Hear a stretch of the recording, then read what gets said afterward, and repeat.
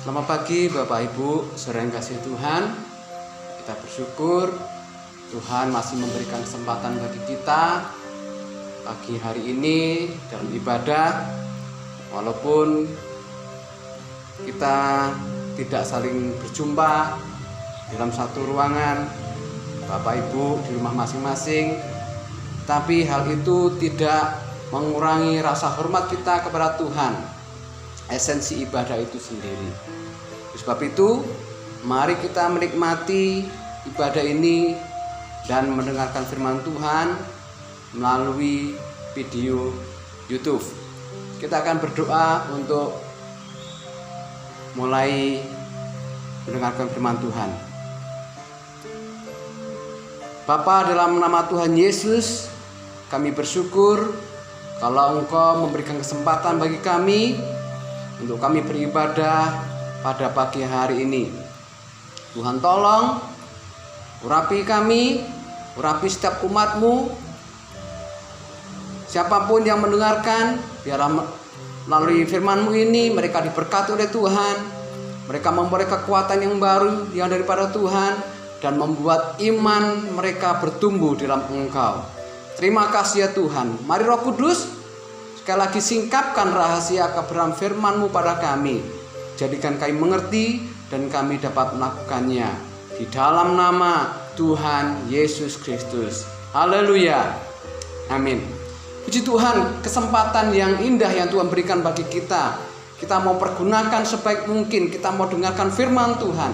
Dan firman Tuhan yang kita pelajari pada pagi hari ini terdapat di dalam Mazmur pasal yang ke-91 ayat 1 sampai 2. Firman Tuhan begini bunyinya. Orang yang duduk dalam lindungan yang maha tinggi dan bermalam dalam naungan yang maha kuasa akan berkata kepada Tuhan, tempat perlindunganku dan kubu pertahananku, Allahku yang kupercayai. Saudara yang kasih Tuhan, melalui firman Tuhan pada pagi hari ini kita akan mempelajari ayat ini dan saya berikan tema adalah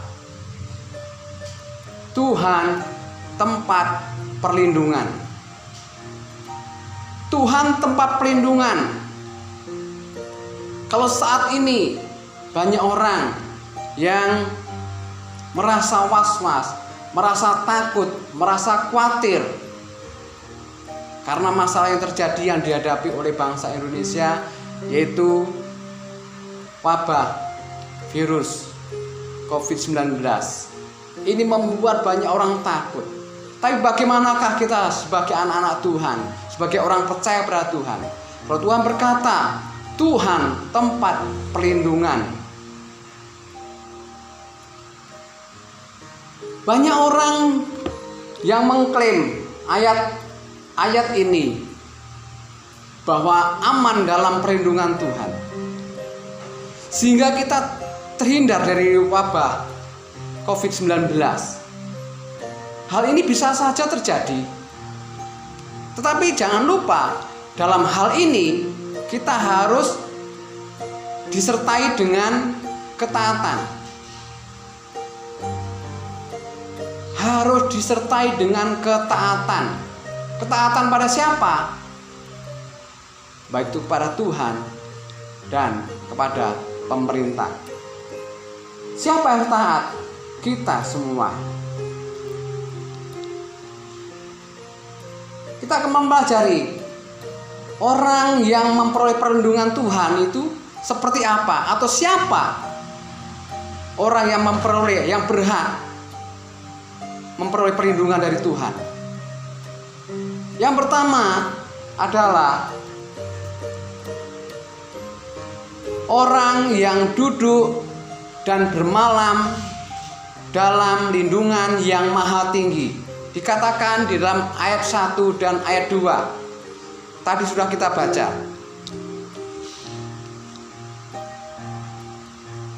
Kata duduk dalam bahasa Ibrani-nya yaitu Yasab. Artinya bertempat tinggal, merenungkan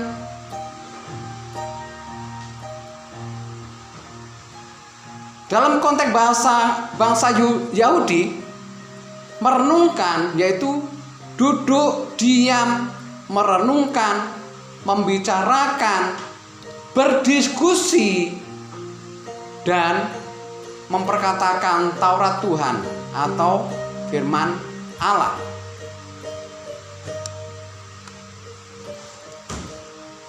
Di dalam Yosua, kita buka dalam Yosua 1 ayat yang ke-8. Firman Tuhan begini bunyinya, janganlah engkau lupa memperkatakan kitab Taurat ini, tetapi renungkanlah itu siang dan malam, supaya engkau bertindak hati-hati sesuai dengan segala yang tertulis di dalamnya. Sebab dengan demikian perjalananmu akan berhasil dan engkau akan beruntung. Nah, saudaraku kasih Tuhan, dikatakan dalam firman Tuhan, jangan lupa memperkatakan kitab Taurat ini. Renungkanlah itu siang dan malam dan bertindak hati-hati. Nah, kalau bangsa Israel itu diingatkan oleh Tuhan supaya memperkatakan firman Tuhan, merenungkannya, membicarakannya, dan memperkatakannya.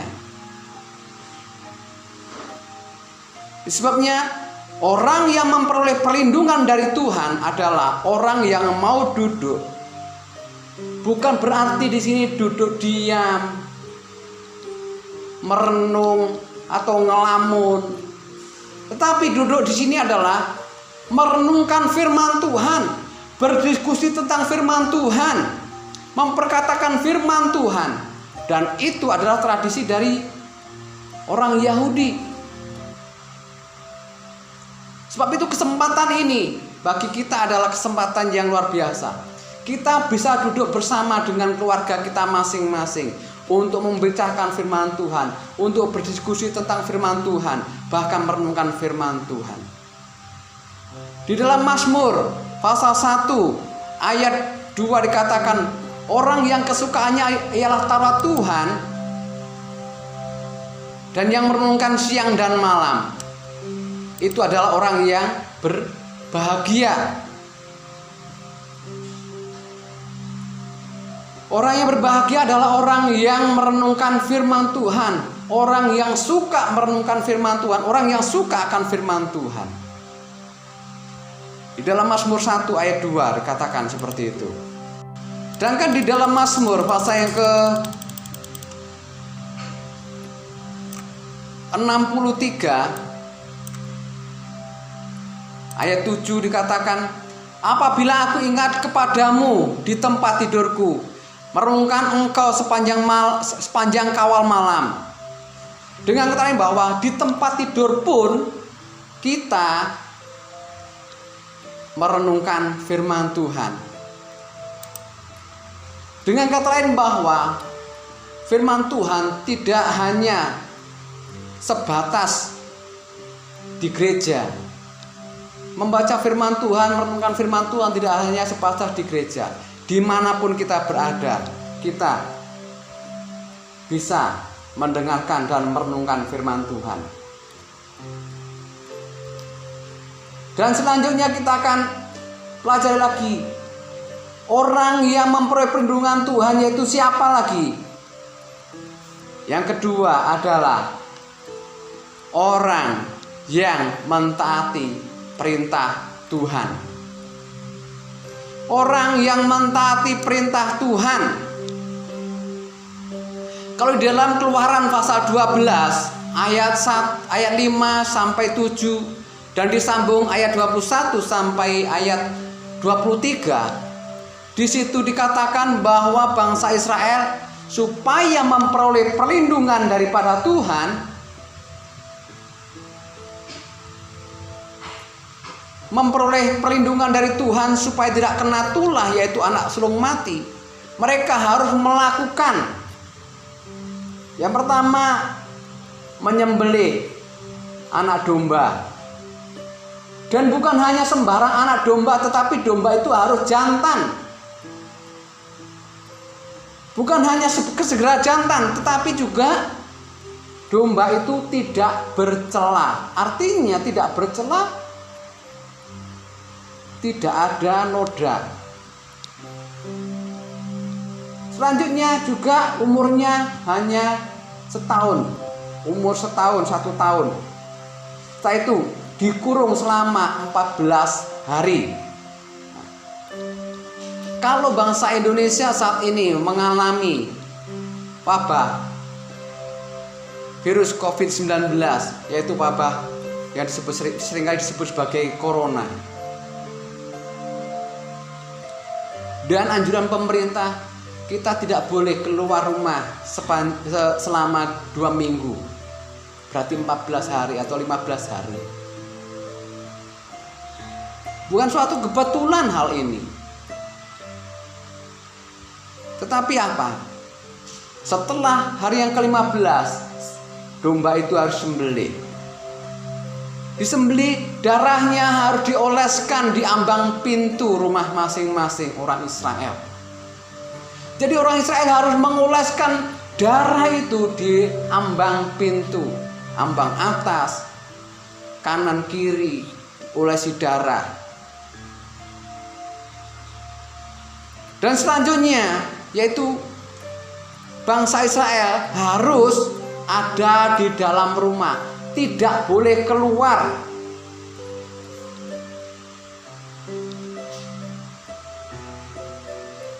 Orang Israel tidak boleh keluar. Maka diingatkan dan anjuran dari pemerintah, di rumah aja.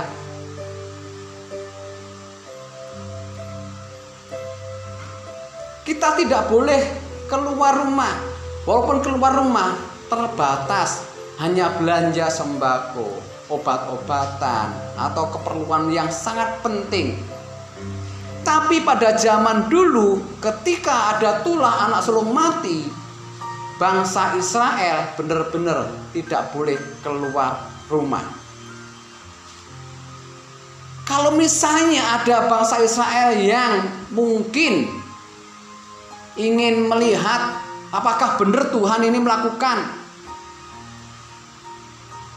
pembinasaan atau membunuh anak sulung, mungkin coba-coba atau iseng,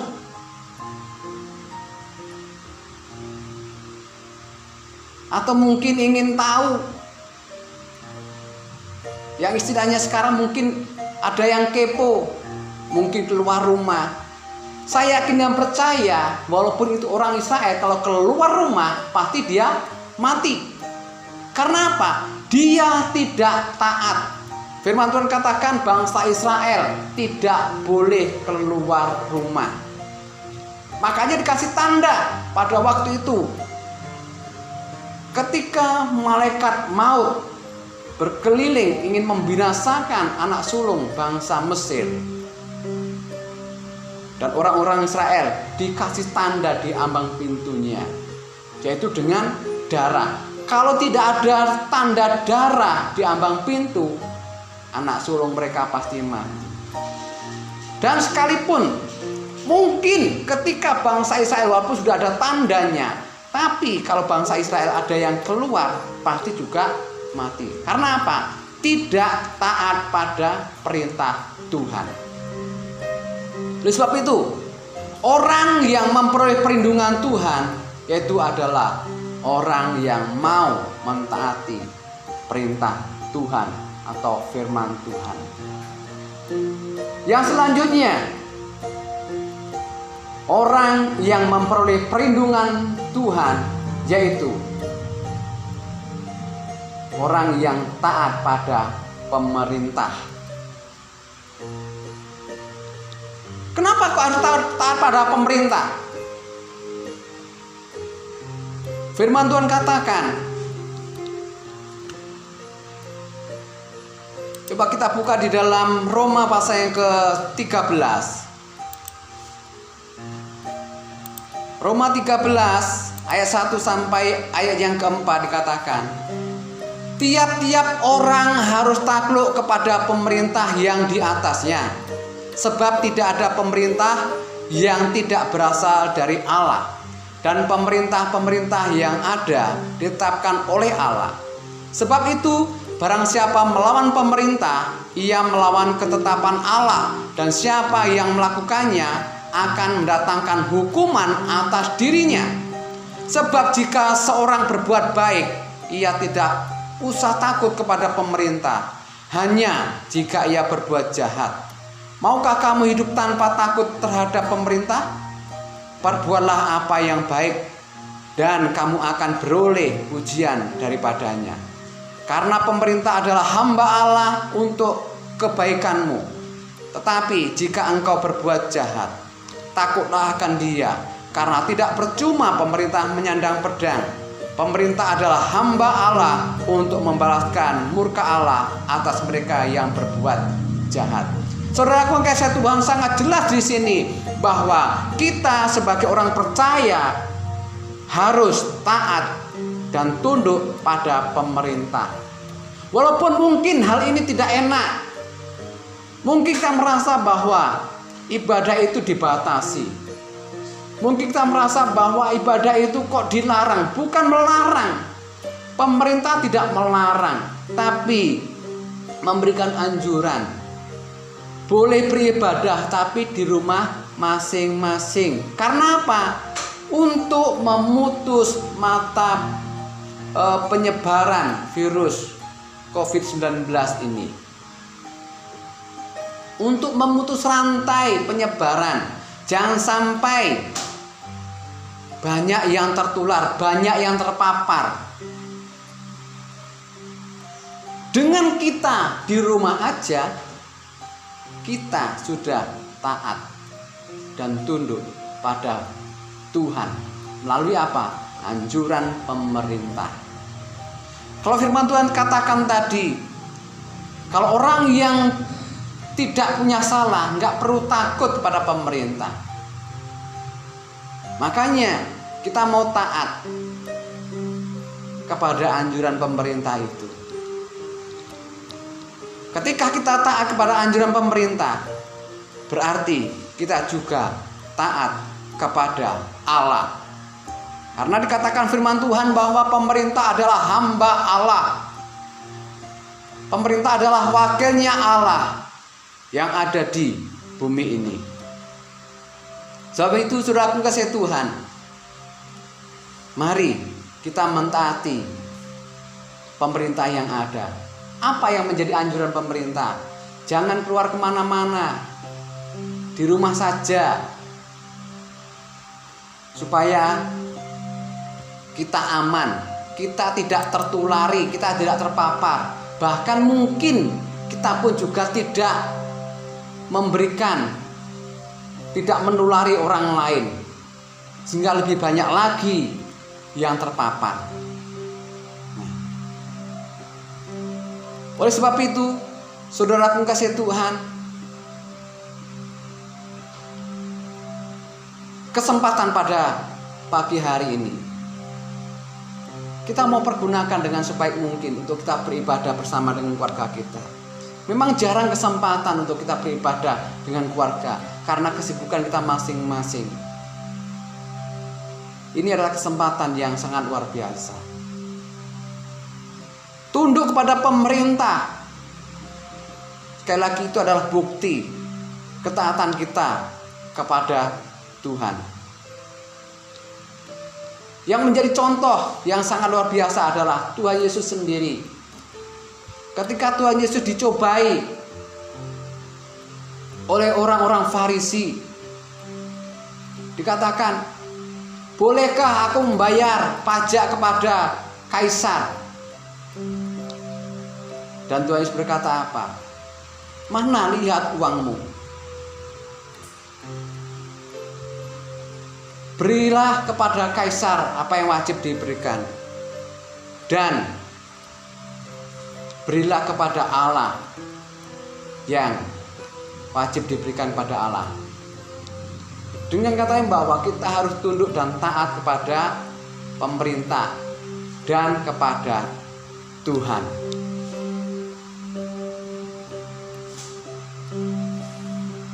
Mungkin kita berkata yang penting tunduk kepada Allah, beribadah kepada Allah. Pemerintah adalah kesekian. Bagaimanakah kita bisa dikatakan bahwa kita mau tunduk pada Allah, sedangkan pada pemerintah yang mengatur kita tidak mau taat, kita tidak mau tunduk. Oleh sebab itu, saudaraku kasih Tuhan, mari kita sebagai orang percaya, kita tunjukkan bahwa kita orang yang taat dan tunduk kepada pemerintah. Itu semua untuk kebaikan kita. Kalau firman Tuhan katakan, sekali lagi saya baca Roma 13 ayat 1 sampai ayat yang keempat. Tiap-tiap orang harus takluk kepada pemerintah yang di atasnya, sebab tidak ada pemerintah yang tidak berasal dari Allah. Jadi pemerintahan yang ada dimanapun itu berada, itu berasal dari Allah. Dan pemerintah-pemerintah yang ada ditetapkan oleh Allah, sudah pasti. Kalau bukan Allah yang memilih, tidak akan jadi. Sebab itu barang siapa melawan pemerintah, ia melawan ketetapan Allah, dan siapa yang melakukannya akan mendatangkan hukuman atas dirinya. Sangat jelas di sini. Yang melawan pemerintah berarti melawan Allah. Ketika kita tidak taat kepada pemerintah, berarti kita juga tidak taat kepada pemerintah. Apa akibatnya? Akan mendatangkan hukuman atas diri kita sendiri. Lanjut. Sebab jika seorang berbuat baik, ia tidak usah takut kepada pemerintah, hanya jika ia berbuat jahat. Maukah kamu hidup tanpa takut terhadap pemerintah?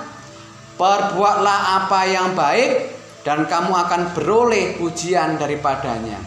Sebabnya, supaya kita memperoleh sesuatu yang baik, kita juga harus berbuat baik. Kita tidak mendapat hukuman dari Allah, dan kita juga tidak mendapat hukuman dari pemerintah. Ada banyak contoh orang yang masih tetap melakukan kegiatannya, nongkrong-nongkrong.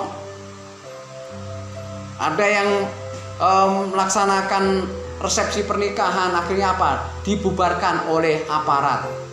Apakah aparat salah? Tidak. Karena apa? Sudah ada peraturannya. Jangan mendatangkan banyak orang atau kerumunan orang. Ayat yang keempat dikatakan, karena pemerintah adalah hamba Allah untuk kebaikan kita, untuk kebaikanmu. Jadi pemerintah ada itu untuk kebaikan kita.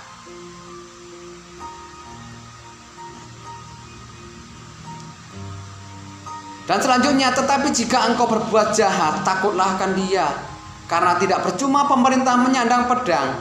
Pemerintah adalah hamba Allah. Dikatakan lagi, pemerintah adalah hamba Allah untuk membalaskan murka Allah atas mereka yang berbuat jahat. Sebab itu, saudara kasih Tuhan, biarlah kita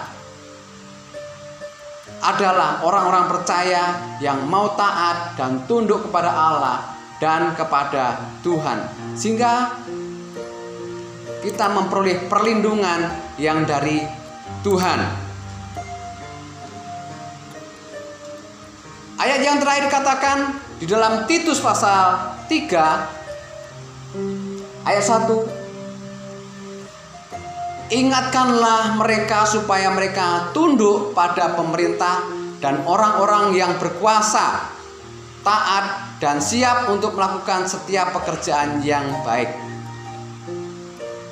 Siapa yang berkuasa di pemerintahan ini? Kita harus tunduk, yaitu Bapak Presiden Joko Widodo. Kalau Bapak Presiden sudah menghimbau supaya kita membatasi diri untuk tidak keluar rumah, bahkan bekerja di rumah, sekolah di rumah, dan lain sebagainya. Supaya apa? untuk kebaikan kita. Yang terpapar, yang tertular oleh virus COVID-19 ini tidak bertambah. Sebabnya saudara kasih Tuhan, sekali lagi, supaya kita memperoleh perlindungan yang daripada Tuhan, yang pertama kita adalah taat kepada Allah. Yang kedua, kita taat kepada perintah Tuhan. Yang pertama, orang yang memperoleh perlindungan daripada Tuhan adalah orang yang mau duduk di bawah perlindungan Tuhan, yaitu orang yang mau mendengarkan firman Tuhan, orang yang mau merenungkan firman Tuhan, berdiskusi tentang firman Tuhan, memperkatakan firman Tuhan. Yang kedua adalah orang yang mentaati perintah Tuhan. Dan yang ketiga, orang yang mentaati pemerintah. Puji Tuhan, saudara kasih Tuhan, biarlah melalui renungan firman Tuhan pada pagi hari ini benar-benar menjadikan Tuhan menjadi tempat perlindungan kita semua. Kiranya Tuhan berkati kita lewat kebenaran firman Tuhan pada pagi hari ini. Tuhan memberkati kita semuanya. Mari kita berdoa. Bapa, kami bersyukur kepadamu buat kebenaran firman-Mu yang Kau nyatakan buat kami semua atas umat-Mu. Engkau menjadi tempat perlindungan bagi kami ya Tuhan. Dan kami yakin percaya kalau Engkau kami jadikan sebagai tempat perlindungan bagi kami. Engkau yang menaungi, Engkau yang berdaulat atas hidup kami ya Tuhan. Dan biarlah kehidupan kami menjadi orang-orang yang benar-benar taat kepada rencana dan kehendak-Mu, kepada firman-Mu ya Tuhan. Terima kasih ya Tuhan Yesus, terima kasih. Dan biarlah kami termasuk orang-orang yang memperoleh perlindungan yang daripada Tuhan. Karena kami duduk dalam perlindungan-Mu dari Allah yang maha tinggi. Kami adalah orang-orang yang taat kepada firman-Mu, kepada perintah-Mu. Kami adalah orang-orang yang taat kepada pemerintah yang ada di sekitar kami, yang menjadi pimpinan kami, yang berkuasa atas kami, yang mengatur kami, yaitu bangsa dan negara kami. Terima kasih ya Tuhan Yesus, terima kasih. Sebab itu, mari Tuhan tanamkan firman-Mu, meletakkan firman-Mu dalam hati kami masing-masing, sehingga kami dapat melakukannya. Terpuji nama-Mu Tuhan, terpuji nama-Mu. Kami bersyukur buat kebenaran firman-Mu yang kami dengarkan pada pagi hari ini. Di dalam nama Tuhan Yesus Kristus. Haleluya. Amin. Mari kita terima berkat yang daripada Tuhan. Saudara-saudara pengasih Tuhan, Tuhan memberkati engkau dan melindungi engkau. Tuhan menyinari engkau dengan wajah-Nya dan memberi engkau kasih karunia. Tuhan menghadapkan wajah-Nya kepadamu dan memberi engkau damai sejahtera. Oleh sebab itu diberkatilah keluargamu, rumah tanggamu, kesehatanmu, masa mudamu, dan cita-citamu. Terimalah dan bawalah pulang berkat, rahmat, damai sejahtera dari Allah Bapa, cinta kasih karunia dan anugerah dari Tuhan Yesus Kristus, persekutuan, penyertaan dan hiburan dari Roh Kudus menyertai kita mulai hari ini sampai selama-lamanya. Maranatha, Tuhan datang kali yang kedua. Di dalam berkat nama Allah Bapa, Putra dan Roh Kudus, dalam nama Tuhan Yesus Kristus. Semua yang percaya terima berkat berkata amin.